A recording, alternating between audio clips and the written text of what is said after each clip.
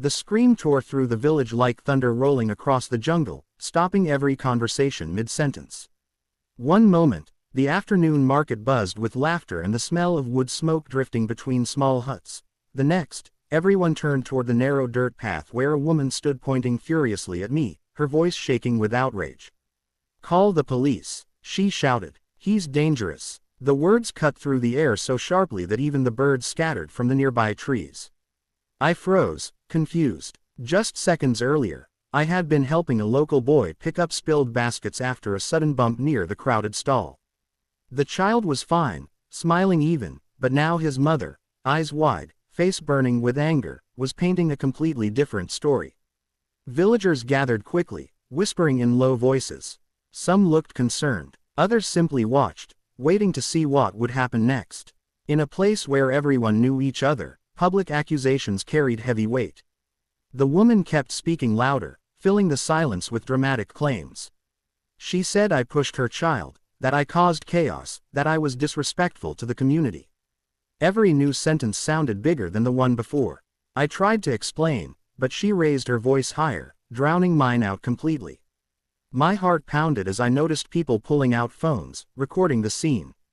The heat of the jungle suddenly felt heavier, pressing down on my shoulders. Then someone whispered the words that changed everything: "Police are coming." The village fell into an uneasy quiet. In a remote area like this, police rarely appeared unless something serious happened. Kids were pulled closer to their parents. The market vendors watched carefully from behind their wooden stands. I looked toward the boy at the center of the accusation. He stood quietly, holding the basket I had helped him pick up, seeming more confused than afraid. Soon the distant sound of an engine broke through the jungle noise. A dusty police vehicle appeared along the dirt road, slowly rolling into the village square. Two officers stepped out, calm but observant, scanning faces and body language before saying a word.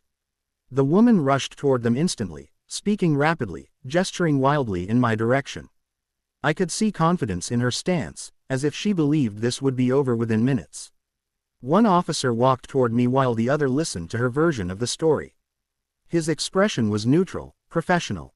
"Tell me what happened," he said quietly. Before I could answer, the little boy suddenly tugged on his mother's arm, and whispered something that made the officer pause and turn back toward him. That tiny moment shifted the entire atmosphere. The crowd leaned closer. The jungle felt silent again. And I realized the truth was about to come out in a way no one expected. The jungle air felt heavier as the officers began asking questions. The market that had been buzzing moments earlier grew strangely quiet, as if the entire village was holding its breath. The woman continued speaking quickly, pointing toward me again and again, insisting I had caused trouble. Her voice echoed off the wooden huts, dramatic and confident, but the officers didn't rush to conclusions. They listened carefully, their expressions calm and unreadable. The officer standing near me nodded slowly. "Start from the beginning," he said. His tone wasn't accusing, just steady. I explained how the boy had bumped into a crowded fruit stand, baskets had fallen, and I simply helped him pick things up before anyone got hurt. As I spoke, the boy looked at me, then at the ground, almost nervous. I could feel dozens of eyes watching every movement, every reaction. Around us, villagers whispered softly. Some nodded, as if they had seen what happened. Others looked unsure, hesitant to speak.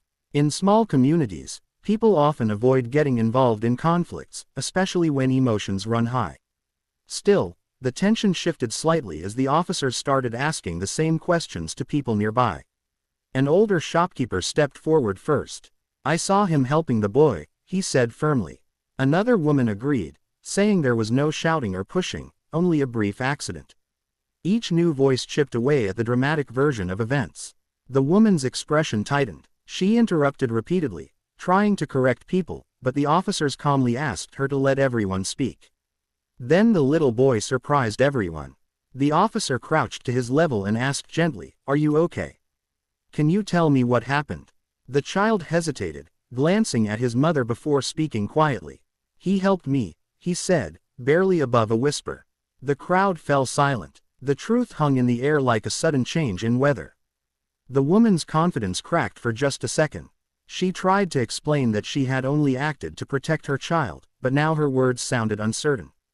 The officers exchanged a quick glance, the kind that said they understood more than they needed to say aloud. The narrative she had built was beginning to fall apart, piece by piece, right in front of everyone. Meanwhile, I felt my heartbeat finally slowing. I wasn't angry, just relieved that honesty was finding its way to the surface. The villagers watched carefully, their expressions changing from suspicion to curiosity, and finally to quiet understanding. One officer stood up and addressed the crowd calmly, reminding everyone to stay respectful while they finished their questions. The mood softened. Some children resumed playing nearby, sensing the danger had passed. But the biggest turning point hadn't happened yet. As the officers finished speaking with witnesses, one of them walked toward the woman with a serious look. Whatever he said next made her face go pale, and the entire village realized the situation was about to take a shocking turn she never expected. The village square felt frozen as the officer spoke to the woman. His tone remained calm, but the seriousness in his voice was impossible to ignore. She crossed her arms defensively, nodding at first, then shaking her head as if refusing to accept what she was hearing. Around us, the villagers leaned closer, curiosity replacing the earlier tension. Even the jungle sounds seemed quieter, as though nature itself was waiting to see how this would unfold. The second officer walked back toward me, glancing briefly at the little boy. "You've been calm through all this," he said quietly, almost as if reassuring me. I nodded, still trying to process how quickly the situation had escalated from a simple accident to a public accusation. My hands were steady now, but my mind replayed every moment, wondering how easily misunderstandings could spiral when fear took control. Nearby, the woman's voice rose again. "I was only protecting my child," she insisted. The officer listened, but his expression didn't change. He asked her to explain why her story didn't match the witness statements. She hesitated, searching for words. The pause was small, but everyone noticed. In a place where honesty mattered deeply, silence sometimes spoke louder than speech. Then something unexpected happened. The little boy stepped away from his mother and walked closer to the officers. The crowd parted instinctively to let him through. He looked nervous but determined, clutching the edge of his shirt. The officer knelt again, giving him time to speak. "He helped me pick up the baskets," the child said clearly this time, louder than before. "I dropped them by mistake." A wave of whispers moved through the crowd. The woman's shoulders dropped slightly. Her anger seemed to fade into embarrassment. She opened her mouth to say something, then stopped. The officers stood up, exchanging another glance, a quiet confirmation that the truth had become impossible to deny. The people watching no longer looked confused. Many now appeared sympathetic toward me and supportive of the child's honesty. The officer addressed the crowd gently, thanking everyone for staying calm and speaking truthfully. He explained that misunderstandings happen, but accusations can cause real harm when made too quickly. The words were polite, yet everyone understood their meaning. The woman avoided eye contact, staring at the ground while the reality of the situation settled around her. I felt a strange mix of relief and sadness. Relief because the truth was finally clear. Sadness because a simple act of helping had turned into something so public and stressful. Still, watching the boy stand bravely and tell the truth reminded me that courage doesn't always come from adults. Just when it seemed everything might quietly end, the officer turned toward the woman again, and asked a question that made the entire village fall silent. Her answer would change the direction of the day completely, and what followed next would leave everyone speechless. The officer's question hung in the air like a heavy pause before a storm. No one spoke. Even the murmurs of the market faded as everyone leaned in, waiting for the woman's response. She stared at the ground for a moment, her confident posture from earlier completely gone. The jungle breeze rustled through the trees, carrying a silence that felt louder than any shouting. "Did you actually see him push your child?" the officer asked again, gently but firmly. The woman hesitated. Her eyes moved toward her son, then toward the crowd surrounding the village square. For the first time, she looked uncertain. I thought he did," she said slowly. The words were quiet, almost swallowed by the air. A low murmur swept through the villagers. The officer nodded, but his expression remained serious. "Thinking is different from knowing," he replied calmly. Those words landed heavily. The woman's shoulders lowered as realization settled in. She tried to explain that she had panicked when she saw the baskets fall and her child crying. She assumed the worst. Fear took over, and before she understood the situation, she had already called the police. The officer listened patiently, allowing her to finish without interruption. The crowd's energy shifted again, no longer tense but reflective. People exchanged thoughtful looks. In small villages, reputation mattered, and everyone understood how quickly a misunderstanding could spread. The boy stood quietly nearby, watching his mother with wide eyes, unsure of how to feel. The officer turned toward him and smiled kindly. "You were brave for telling the truth," he said. The child nodded shyly, gripping the hem of his shirt. I felt a warmth in my chest seeing him recognized for his honesty. Moments earlier, he had been caught between fear and pressure. Now he stood confidently, supported by the truth. Then the officers addressed the crowd, reminding everyone how important it was to ask questions before judging others. Their voices were calm, almost instructional, turning the tense situation into a community lesson. Some villagers nodded in agreement, while others looked down, reflecting on how quickly they had believed the accusation. The woman wiped her face, clearly embarrassed. She glanced toward me, but words seemed stuck in her throat. It was obvious she hadn't expected this outcome. Instead of standing victorious, she now faced the weight of her assumptions in front of the entire village. One officer stepped toward me and said something quietly. "You handled this with patience." That made all the difference. I nodded, grateful but still slightly shaken from the experience. Just as it seemed everything was finally calming down, the woman took a deep breath and stepped forward again. The crowd grew silent. Even the children stopped moving. Everyone sensed something important was about to happen, something that could either heal the moment or make it worse. And when she finally opened her mouth, her words stunned every single person standing there. The village square fell completely silent as the woman stepped forward. Her hands trembled slightly, and the confidence that once fueled her accusations was gone. She looked at the officers first, then at the crowd, and finally at me. The moment stretched longer than expected, heavy with anticipation. Even the children stopped whispering, sensing that something important was about to be said. "I was wrong," she said quietly. The words sounded almost fragile, yet they carried across the square with surprising weight. A ripple moved through the crowd. Not shock exactly, but a collective pause as people absorbed what they had just heard. Public apologies were rare here. Pride usually stood in the way. But now, standing in front of everyone, she seemed smaller, more human. She turned toward her son, her expression softening. "I thought I was protecting you," she whispered, brushing his hair back gently. The boy nodded, still unsure how to react. Then she faced me again. "I shouldn't have accused you without knowing what happened.